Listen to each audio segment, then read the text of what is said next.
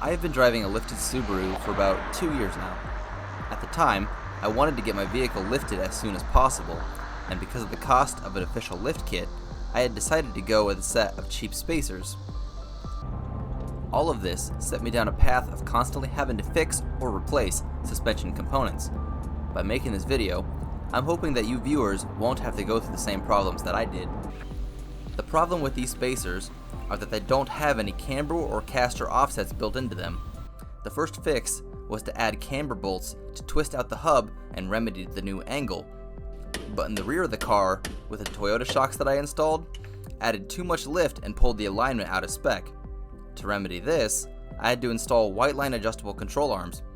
These alone were not enough to solve all my issues, and I had to order another set of adjustable arms up top so everything could move and adjust for the new height. But that still left a lot of stress on all the suspension components.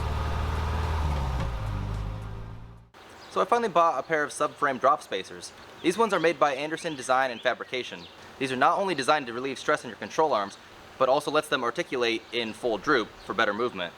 Originally, I did not want to drop the subframe because I was trying to keep the extra ground clearance, but let me tell you, it's not worth having to replace your bushings all the time. These white line control arms don't really like having to pull the trailing arm back into shape, and these bushings are only from a few months old when I did the motor swap. I'm pretty sure all this stress resulted in me breaking the first set of shock absorbers as well. Here's a side note for all you guys. I've already replaced the subframe last summer. I didn't record it though, so sorry about that. But it did take me a whole week because I snapped the two front bolts in the frame. If your car is from the north, perhaps consider making a shop do this for you.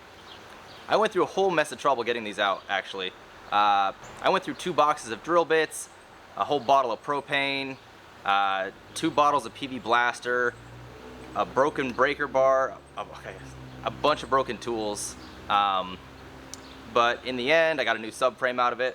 This car is almost over 20 years old, and if the subframe has never been removed, chances are you guys will snap bolts too in the frame, and it is a complete mess to do.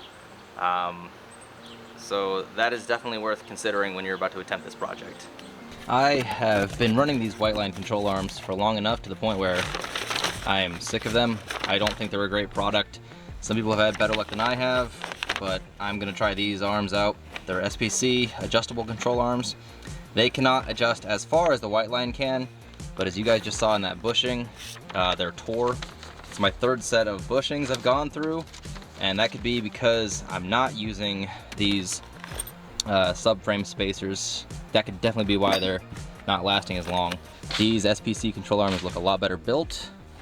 They retain the OE spherical bushing, unlike those little half moon bushings, and I'll probably tear those out in just a second and show you guys the bushings that come from white line. So this is definitely a much more hardcore adjustable control arm. Worth giving a try, so I can report back to you guys later.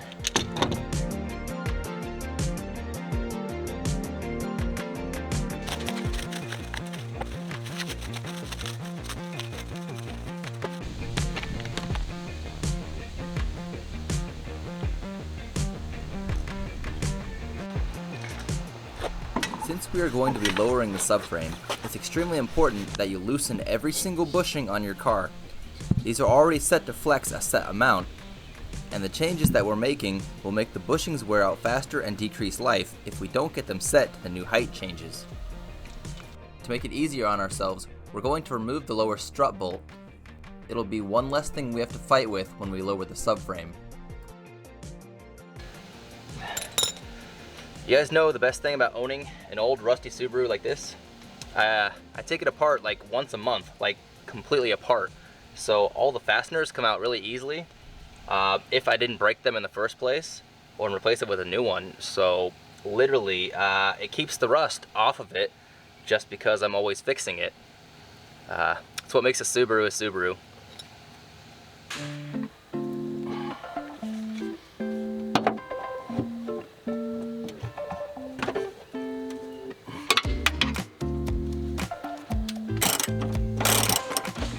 Okay, so I've gotten everything loosened up. I removed those brackets, but the bolts are still in there. I just got to take it out a little bit because the next step is to lower the subframe a little bit. Remove the old spacer, put the new spacer in and get the bolts started. We're gonna torque them in sequence so nothing gets cross-threaded and everything gets tightened up correctly. So interesting part was I replaced these trailing arms from a turbo, I think an 06 turbo, because they were clean in Texas and they're already looking a little rusty from one Iowa winter.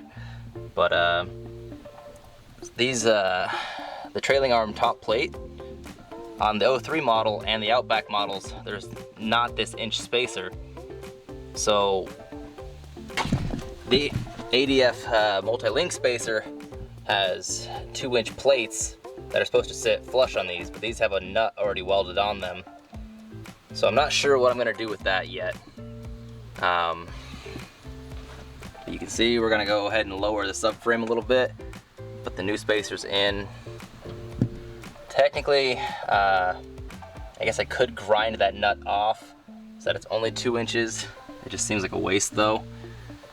I'm not entirely sure, but multi-link spacers are supposed to slip in inside that to make that the 2-inch drop.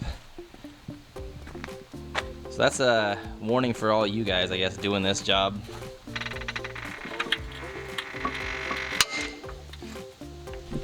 The ADF spacers are a little weird to install, requiring you first to bolt the spacer to the body, then bolting the subframe to the spacer. To achieve this, you need to put a socket in the spacer, then take a long extension through the subframe itself. On screen are just a couple visuals so you guys can see the process. The spacers should have the words facing outwards when properly installed.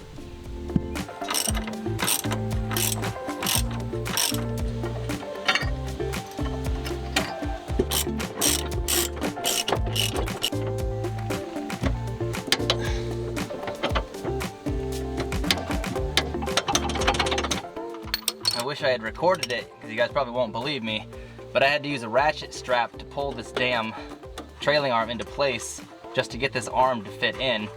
And the alignment shop really hated me for that. Let go! Haha! Hammer.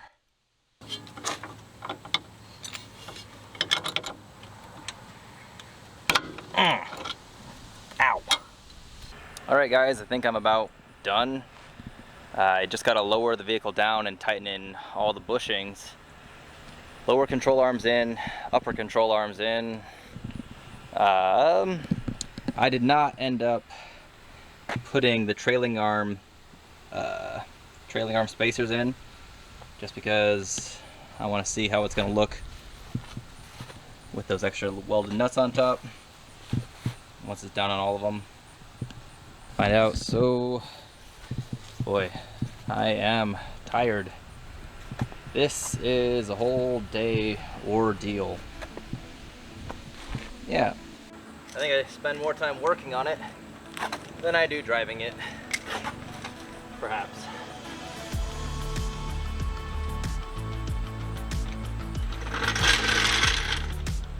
And now for the best part. We have to bounce on the suspension to get it to settle properly. So I'm going to jump on it, have a great time, and then I'm gonna go ahead and tighten down all the bushings. After that, it's due for the alignment, and I think we're done. Besides the alignment, there was one last thing that needs to be addressed. Because we have the subframe sitting lower, the old muffler hangers can no longer reach the exhaust, resulting in it hanging a lot lower than you would expect. You will have to go to a muffler shop and have them section in a new piece bent to make up for the subframe spacers. And while you're in there, you might as well have them add a little flair to your vehicle.